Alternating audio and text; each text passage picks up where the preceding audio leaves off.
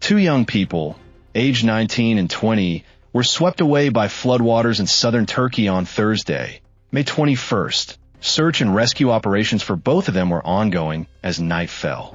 3 people lost their lives across the city during the same event. Residents in some neighborhoods were rescued from rooftops by boat because the water around them had risen so fast and so high that there was no other way out.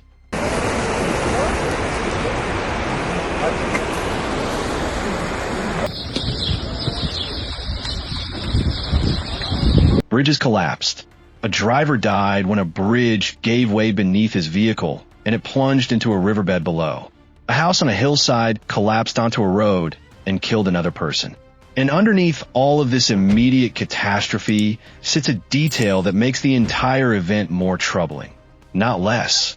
This city has been here before, and it was already rebuilding from something far worse when the floodwaters arrived.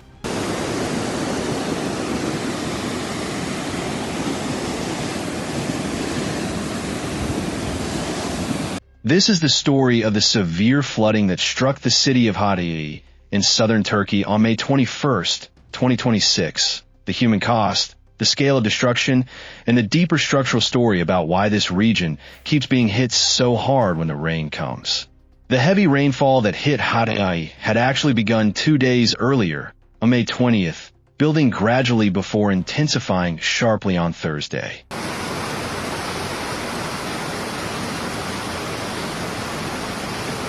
Şimdi nehir inmiş, belki izin görüyorsunuz. When the full weight of the storm system arrived on May 21st, it delivered something that far exceeded what any of the advanced forecasts had predicted.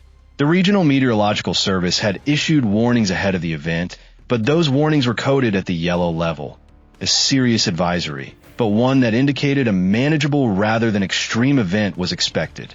What actually fell across the city was 157.2 kilograms of rain per square meter. The governor of Hatay was direct about what that figure meant. It was far beyond what the yellow level warning had anticipated, and the combination of that volume of rainfall with the subsequent flooding and structural collapses rendered the precautions that had been taken completely insufficient.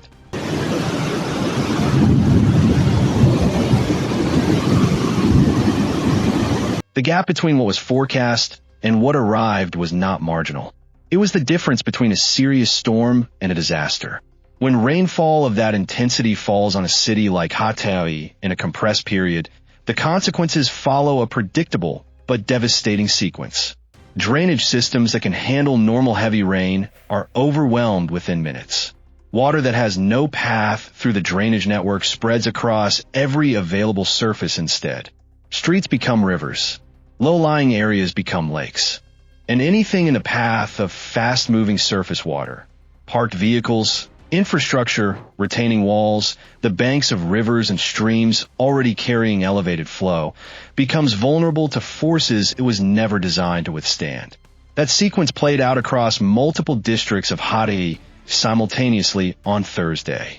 In Samandağ, identified as the hardest-hit district in the entire event,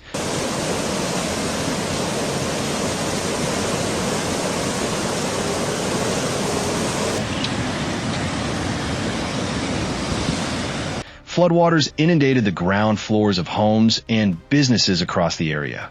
Vehicles parked on streets were picked up by the current and carried away. The local river overflowed its banks, and as it did, vehicles that had been moving on adjacent roads lost control in the water and were swept downstream.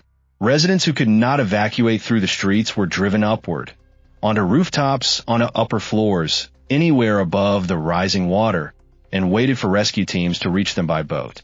The image of people being evacuated by boat through what had been ordinary residential streets is one of the most striking visual markers of how completely a flash flood can transform an urban environment in a matter of hours.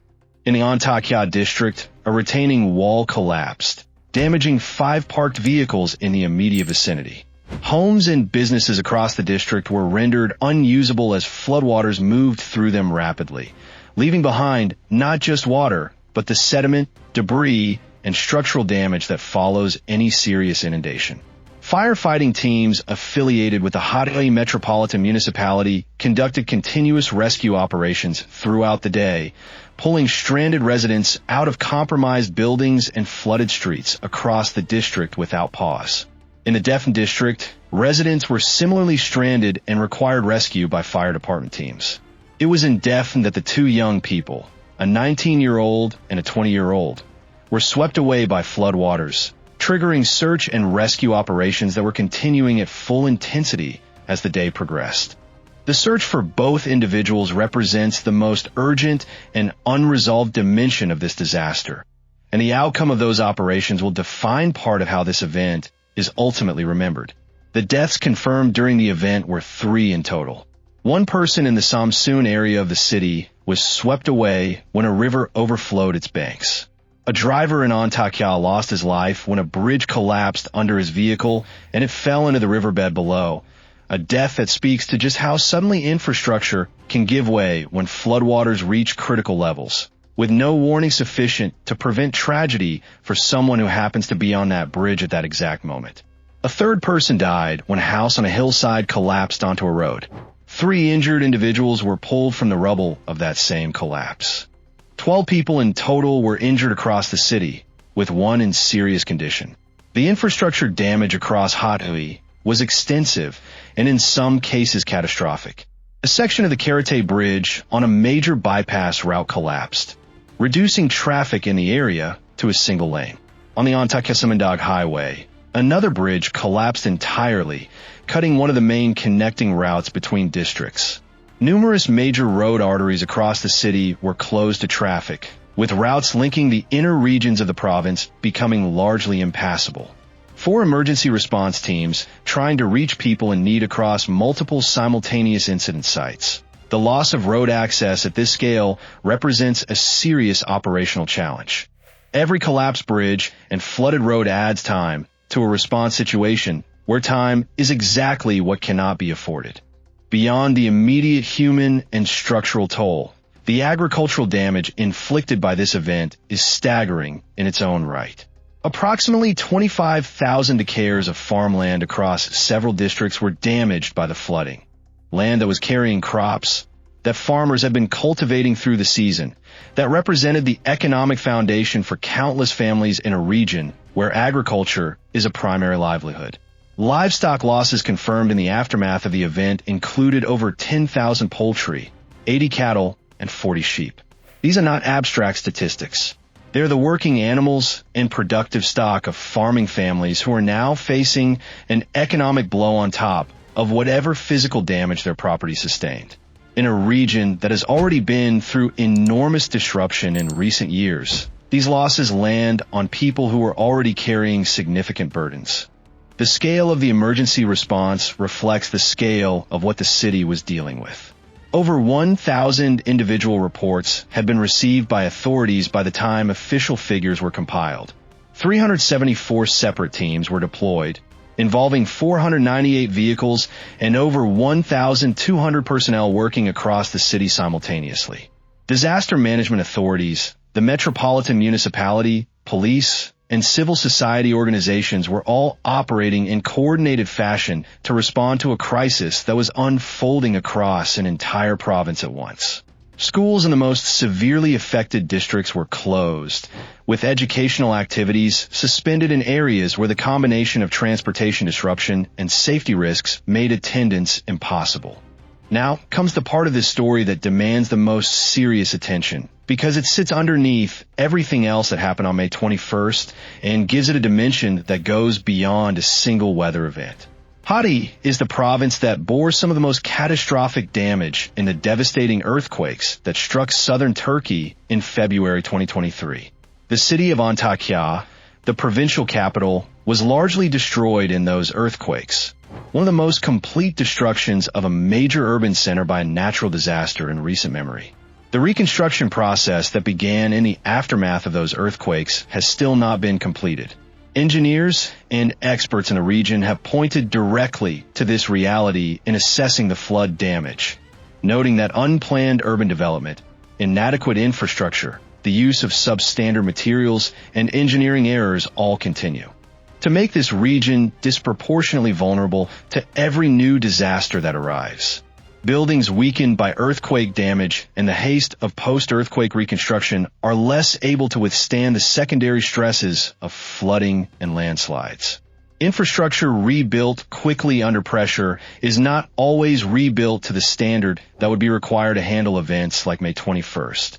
Hatay is a province that has been asked to absorb an almost unimaginable sequence of blows in a very short period of time. The earthquake of 2023 was one of the worst natural disasters in modern Turkish history. The reconstruction that followed has been long, difficult, and incomplete.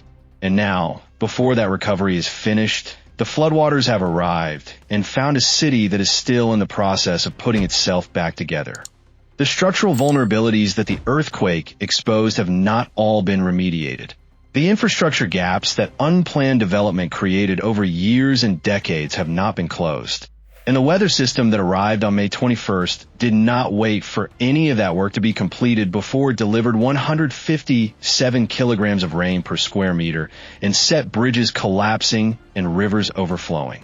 As the rain subsided on Thursday morning, state hydraulic works teams, highway directorates, and municipal crews began the process of drainage and cleanup across the road network. Damage assessment operations continued without pause across all affected districts. Officials issued clear and firm warnings for residents to stay away from damaged buildings and from riverbed areas where structural danger remained elevated even after the immediate flooding had begun to recede.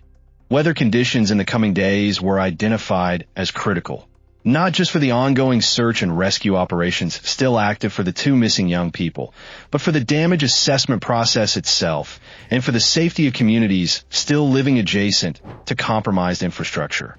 The full picture of what May 21st cost Hatay will take days to compile completely.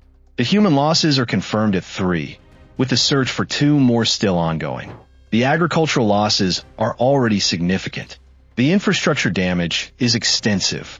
And the broader question of how a province still rebuilding from an earthquake is expected to also recover from a flood of this magnitude, without the underlying vulnerabilities being addressed, is one that deserves a direct and urgent answer from those responsible for both the reconstruction and the long-term resilience of this community. We will continue to follow the situation in Hatay and bring you updates as the search operations and damage assessments develop. If you want to stay informed on events like this from around the world, subscribe to Nature Report. We cover what matters clearly and accurately every time.